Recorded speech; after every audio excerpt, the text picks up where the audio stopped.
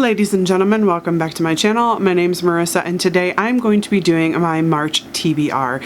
So for those of you who have been around my channel for a while, I have been doing this thing called #ReadItOrLoseIt, and that is basically where I read all of the books that have been on my TBR shelf for a year, or I DNF them and get rid of them.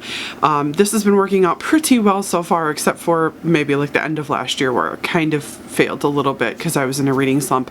But I have now caught up and going strong into March. So let's get into the books. So the first book that I'm going to talk about is Atonement by Ian McEwan. And I honestly have no idea what this book is about. Let's read this. So Ian McEwan's symphonic novel of love and war, childhood and class, guilt and forgiveness combines all the satisfaction of a superb narrative with a provocation we have come to expect from this master of English prose. On a summer day in 1935, 13-year-old Bryony Tallis witnesses the flirtation between her older sister Cecilia and Robbie Turner, the son of a servant. But Bryony's incomplete grasp of adult motives and her precocious imagination bring about a crime that will change all their lives, a crime whose repercussions Atonement follows through the chaos and carnage of World War II and into the close of the 20th century. So this sounded pretty interesting. I did end up picking this up at Ollie's, hence the really ugly orange sticker that are difficult to get off of books, which annoys me to no end. But I also picked this up because it has a bookmark in it. It is a hardcover, but it's one of the smaller hardcovers, and I really like this. It doesn't have a dust jacket, which is also even more wonderful. Dust jackets are pretty, but they're really annoying. So anyway, that is why I picked this book up. So the next book that I ended up picking up is The Darkest Minds by Alexandria Bracken, and I have no earthly idea what this book is about. I know I did buy it used, hence the you know, kind of crusty looking cover here. So this one says, when Ruby woke up on her 10th birthday, something about her had changed. Something frightening enough to make her parents lock her in the garage and call the police. Something that got her sent to Thurmond, a brutal government rehabilitation camp. She might have survived the mysterious disease that had killed most of America's children, but she and the others have emerged with something far worse. Frightening abilities they could not control.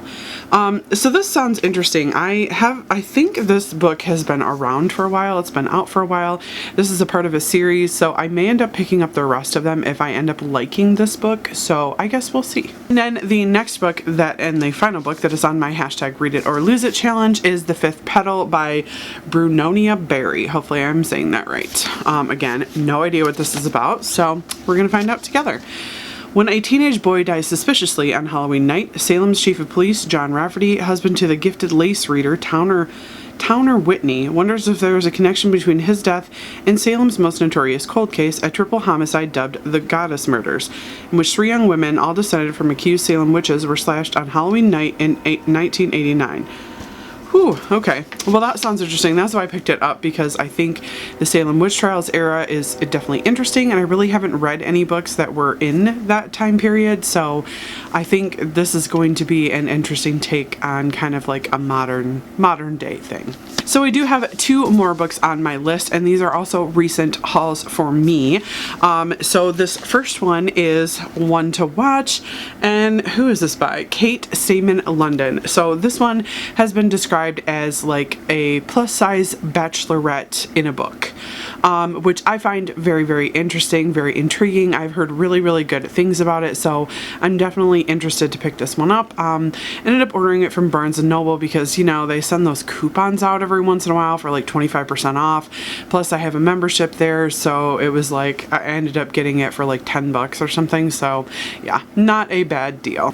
And the next book that I ended up picking up, and I really want to get to in March, which, okay, really want to, I'm definitely going to get to this in March. It might be the first thing I pick up, to be perfectly honest with you, and that is A Court of Silver Flames by Sarah J. Maas. Now, if you guys remember, A Court of Thorns and Roses series was my all-time favorite book/books of 2020, and this one is the most recent installment, and I believe this is following Feyre's sister Nesta, and this is a very chunky book. I was really shocked when this came in the mail because I was not expecting it. The other books are not this chunky, so this definitely should be interesting. I'm really excited to pick it up. I've only heard one other person talk about this so far, and she ended up really enjoying it. It was Kayla over at Crack Into a Good Book, so I am definitely excited to be picking this up. So anyway, that is all I have for you guys today. That's all the books that I'm going to read in March, and probably some more, of course. So anyway, I hope to see you guys in my next video. Bye-bye. Thank you so much for watching my video. I upload every Wednesday and Saturday, and I would really love it if you would like, comment, and subscribe my videos. Have a great day.